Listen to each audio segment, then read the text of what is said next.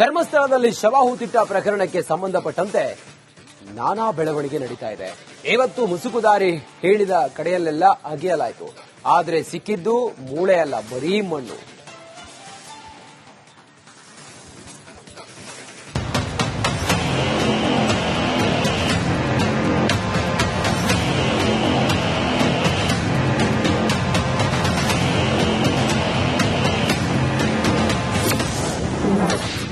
ಬಾಹುಬಲಿ ಬೆಟ್ಟದಲ್ಲಿ ತಲೆ ಬುರುಡೆಗಾಗಿ ಶೋಧ. ರತ್ನಗಿರಿ ಬೆಟ್ಟದ ಮಣ್ಣಲ್ಲಿ ಅಡಗಿದೆಯಾ ಅಸ್ಥಿಪಂಜರ? ನಿನ್ನೆ ಧರ್ಮಸ್ಥಳದ ಬೋಳಿಯಾರ್ ಬಳಿ ಸಮಾಧಿ ಅಗಿಸಿದ್ದ ನಿಗೂಢ ವ್ಯಕ್ತಿ ಕೊನೆಗೂ ಏನೂ ಸಿಗದೆ ಮನೆಗೆ ಹಿಂತಿರುಗಿದ್ದ. ಪದ್ಮಲತಾ ಮನೆ ಸಮೀಪದ ಕಾಡಿನಲ್ಲಿ ತುಂಡು ಮೂಳೆ ಕೂಡ ಸಿಗದೆ ಬೇಸರದಿಂದಲೇ ವಾಪಸ್ಸಾಗಿದ್ದ. ಇವತ್ತು ಎಂದಿನಂತೆ ಬೆಳಗ್ಗೆ ಬೆಳ್ತಂಗಡಿ ಎಸ್ಐಟಿ ಕಚೇರಿಗೆ ದೂರುದಾರ ಆಗಮಿಸಿದ್ದ. ಮಧ್ಯಾಹ್ನ 12 ಗಂಟೆ ಸುಮಾರಿಗೆ ಮಾಸ್ಕ್ ಮ್ಯಾನ್ನ ಎಸ್ಐಟಿ ಅಧಿಕಾರಿಗಳು ಶೋಧ ಕಾರ್ಯಕ್ಕೆ ಕರೆದುಕೊಂಡು ಹೋದ್ರು. ತನಿಖಾಧಿಕಾರಿಗಳನ್ನ ಚೇಸ್ ಮಾಡಿದ ರಿಪಬ್ಲಿಕ್ ಕನ್ನಡಕ್ಕೆ ಶಾಕಿಂಗ್ ಸುದ್ದಿಯೊಂದು ಬಂದಪ್ಪಳಿಸಿತ್ತು. ನೋಡಿ, ಈಗ ಬಲಬದಿಗೆ ತಿರುವು ತೆಗೆದುಕೊಂಡಿದ್ದಾರೆ. ಪ್ರಮುಖವಾಗಿ ಇಟ್ಸ್ ಕನ್ಫರ್ಮ್ ಧರ್ಮಸ್ಥಳದ ಕಡೆ ಹೋಗ್ತಿದ್ದಾರೆ. ಧರ್ಮಸ್ಥಳದಲ್ಲಿ ಮತ್ತೊಂದು ಹೊಸ ಜಾಗವನ್ನ ಇವತ್ತು ತನಿಖಾ ತಂಡಕ್ಕೆ ಆ ಮುಸುಕುದಾರಿ ವ್ಯಕ್ತಿ ತೋರಿಸ್ತಾನ, ಕಾದು ನೋಡಬೇಕಿದೆ. ನೇತ್ರಾವತಿ ಸ್ನಾನಘಟ್ಟ ದಾಟಿ ಮುಂದೆ ಸಾಗಿದ ಎಸ್ಐಟಿ ಅಧಿಕಾರಿಗಳ ಕಾರು ನೋಡುತ್ತಿದ್ದಂತೆ ಧರ್ಮಸ್ಥಳ ಕ್ಷೇತ್ರಕ್ಕೆ ಪ್ರವೇಶಿಸಿಬಿಡ್ತು. ಮುಖ್ಯ ದ್ವಾರದೊಳಗೆ ಹೋದ ಕಾರುಗಳು ಬಲಕ್ಕೆ ತಿರುಗಿ ಸೀದಾ ಬಾಹುಬಲಿ ಬೆಟ್ಟಕ್ಕೆ ತೆರಳಿದ್ವು. ಮುಂದೆ ಸಾಗಿದ ಜೀಪ್ಗಳು ರತ್ನಗಿರಿ ಬೆಟ್ಟದ ಬಳಿ ನಿಲ್ಲಿಸಿಬಿಟ್ವು. ಕಾರಿನಿಂದ ಕೆಳಗಿಳಿದ ಅಧಿಕಾರಿಗಳು ನಿಗೂಢ ವ್ಯಕ್ತಿ ತೋರಿಸಿದ ಜಾಗಕ್ಕೆ 16ನೇ ಸ್ಥಳವೆಂದು ಮಾರ್ಕ್ ಮಾಡಿ ಶೋಧ ಕಾರ್ಯ ಶುರು ಮಾಡಿಬಿಟ್ರು.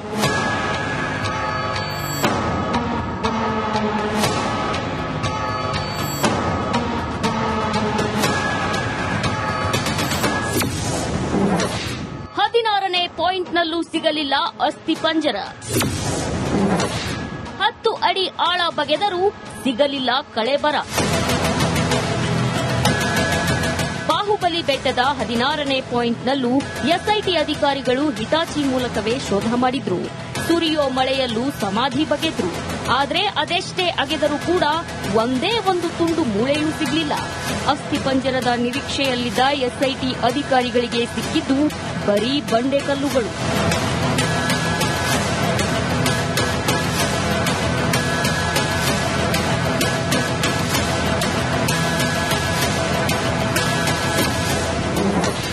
ಹದಿನಾರನೇ ಪಾಯಿಂಟ್ನ ಪಕ್ಕದಲ್ಲೂ ಶೋಧ. ಎಲ್ಲೂ ಸಿಗಲಿಲ್ಲ ಒಂದೇ ಒಂದು ಕಳೇಬರ. ಅದ್ಯಾವಾಗ 16ನೇ ಪಾಯಿಂಟ್ನಲ್ಲಿ ಒಂದೇ ಒಂದು ಮೂಳೆ ಸಿಗಲಿಲ್ವೋ ಕೂಡಲೇ ಮಾಸ್ಕ್ ಮ್ಯಾನ್ ಮತ್ತೊಂದು ಜಾಗ ಅಗೆಯುವಂತೆ ಪಟ್ಟು ಹಿಡಿದ. ಇದೂನು ಆಗಿಬಿಡ್ಲಿ ಅಂತ 16ನೇ ಪಾಯಿಂಟ್ ಪಕ್ಕದಲ್ಲೇ ಇರೋ ಮತ್ತೊಂದು ಜಾಗದಲ್ಲಿ ಎಸ್ಐಟಿ ಅಧಿಕಾರಿಗಳು ಸಮಾಧಿಯನ್ನ ಬಗೆದ್ರು. ಆದ್ರೆ ಅಲ್ಲೂ ಕೂಡ ಸಿಕ್ಕಿದ್ದು ಬರೀ ಮಣ್ಣು. ಉತ್ಖನನ ಜಾಗದಲ್ಲಿ ಮಣ್ಣು ಸುರಿದಿದ್ದಾರೆ. ಹೊಸ ಖ್ಯಾತಿ ತೆಗೆದ ಗಿರೀಶ್ ಮಟ್ಟಣ್ಣನವರ್.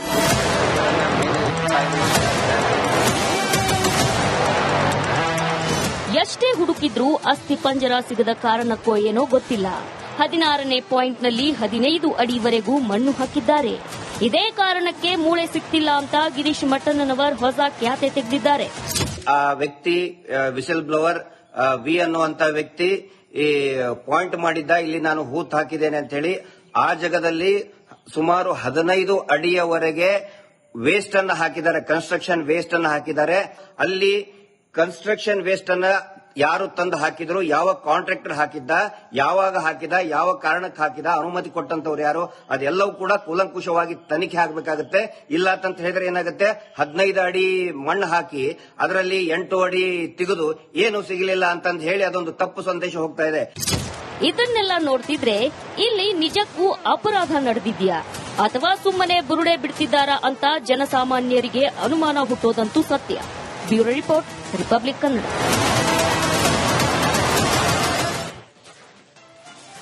ಧರ್ಮಸ್ಥಳದಲ್ಲಿ ಶವ ಹೂತಿಟ್ಟ ಪ್ರಕರಣಕ್ಕೆ ಸಂಬಂಧಪಟ್ಟಂತೆ ನಾನಾ ಬೆಳವಣಿಗೆ ನಡೀತಾ ಇದೆ. ಇವತ್ತು ಮುಸುಕುದಾರಿ ಹೇಳಿದ ಕಡೆಯಲ್ಲೆಲ್ಲ ಅಗೆಯಲಾಯಿತು. ಆದರೆ ಸಿಕ್ಕಿದ್ದು ಮೂಳೆ ಅಲ್ಲ, ಬರೀ ಮಣ್ಣು.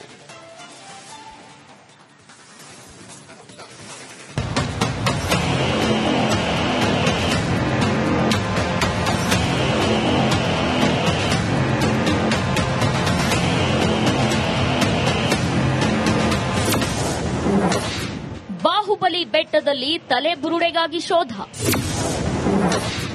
ರತ್ನಗಿರಿ ಬೆಟ್ಟದ ಮಣ್ಣಲ್ಲಿ ಅಡಗಿದೆಯಾ ಅಸ್ಥಿಪಂಜರ?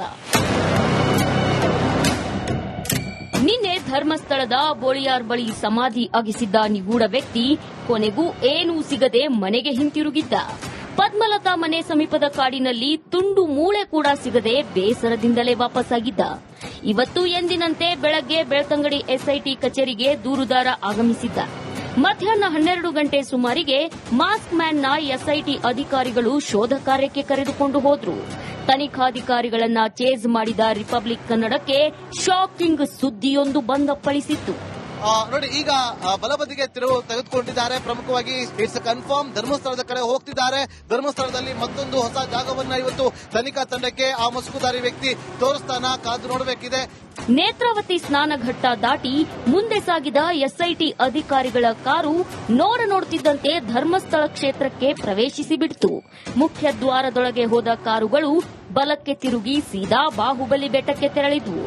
ಮುಂದೆ ಸಾಗಿದ ಜೀಪ್ಗಳು ರತ್ನಗಿರಿ ಬೆಟ್ಟದ ಬಳಿ ನಿಲ್ಲಿಸಿಬಿಟ್ವು.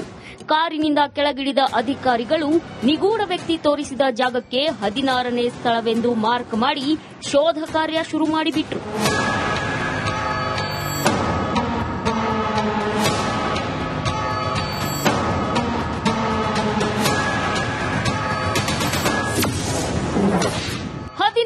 ಪಾಯಿಂಟ್ನಲ್ಲೂ ಸಿಗಲಿಲ್ಲ ಅಸ್ಥಿಪಂಜರ. 10 ಅಡಿ ಆಳ ಬಗೆದರೂ ಸಿಗಲಿಲ್ಲ ಕಳೆಬರ. ಬಾಹುಬಲಿ ಬೆಟ್ಟದ 16ನೇ ಪಾಯಿಂಟ್ನಲ್ಲೂ ಎಸ್ಐಟಿ ಅಧಿಕಾರಿಗಳು ಹಿಟಾಚಿ ಮೂಲಕವೇ ಶೋಧ ಮಾಡಿದ್ರು. ಸುರಿಯೋ ಮಳೆಯಲ್ಲೂ ಸಮಾಧಿ ಬಗೆದ್ರು. ಆದರೆ ಅದೆಷ್ಟೇ ಅಗೆದರೂ ಕೂಡ ಒಂದೇ ಒಂದು ತುಂಡು ಮೂಳೆಯೂ ಸಿಗಲಿಲ್ಲ. ಅಸ್ಥಿಪಂಜರದ ನಿರೀಕ್ಷೆಯಲ್ಲಿದ್ದ ಎಸ್ಐಟಿ ಅಧಿಕಾರಿಗಳಿಗೆ ಸಿಕ್ಕಿದ್ದು ಬರೀ ಬಂಡೆಕಲ್ಲುಗಳು.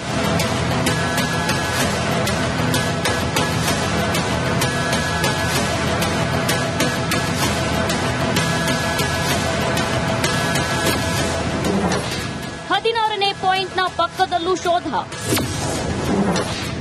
ಎಲ್ಲೂ ಸಿಗಲಿಲ್ಲ ಒಂದೇ ಒಂದು ಕಳೆಬರ.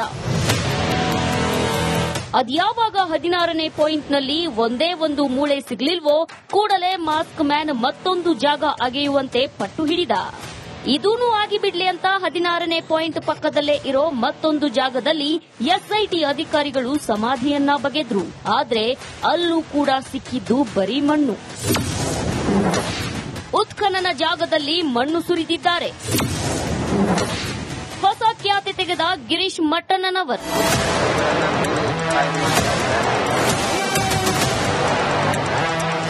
ಎಷ್ಟೇ ಹುಡುಕಿದ್ರೂ ಅಸ್ಥಿಪಂಜರ ಸಿಗದ ಕಾರಣಕ್ಕೋ ಏನೋ ಗೊತ್ತಿಲ್ಲ 16ನೇ ಪಾಯಿಂಟ್ನಲ್ಲಿ 15 ಅಡಿವರೆಗೂ ಮಣ್ಣು ಹಾಕಿದ್ದಾರೆ. ಇದೇ ಕಾರಣಕ್ಕೆ ಮೂಳೆ ಸಿಕ್ತಿಲ್ಲ ಅಂತ ಗಿರೀಶ್ ಮಟ್ಟಣ್ಣನವರ್ ಹೊಸ ಖ್ಯಾತಿ ತೆಗೆದಿದ್ದಾರೆ. ಆ ವ್ಯಕ್ತಿ ವಿಸಲ್ ಬ್ಲೋವರ್ ವಿ ಅನ್ನುವಂತ ವ್ಯಕ್ತಿ ಈ ಪಾಯಿಂಟ್ ಮಾಡಿದ್ದ, ಇಲ್ಲಿ ನಾನು ಹೂತ್ ಹಾಕಿದ್ದೇನೆ ಅಂತ ಹೇಳಿ. ಆ ಜಾಗದಲ್ಲಿ ಸುಮಾರು 15 ಅಡಿಯವರೆಗೆ ವೇಸ್ಟ್ ಅನ್ನ ಹಾಕಿದ್ದಾರೆ, ಕನ್ಸ್ಟ್ರಕ್ಷನ್ ವೇಸ್ಟ್ ಅನ್ನ ಹಾಕಿದ್ದಾರೆ. ಅಲ್ಲಿ ಕನ್ಸ್ಟ್ರಕ್ಷನ್ ವೇಸ್ಟ್ ಅನ್ನ ಯಾರು ತಂದು ಹಾಕಿದ್ರು, ಯಾವ ಕಾಂಟ್ರಾಕ್ಟರ್ ಹಾಕಿದ್ದ, ಯಾವಾಗ ಹಾಕಿದ, ಯಾವ ಕಾರಣಕ್ಕೆ ಹಾಕಿದ, ಅನುಮತಿ ಕೊಟ್ಟಂತವ್ರು ಯಾರು, ಅದೆಲ್ಲವೂ ಕೂಡ ಕೂಲಂಕುಷವಾಗಿ ತನಿಖೆ ಆಗಬೇಕಾಗುತ್ತೆ.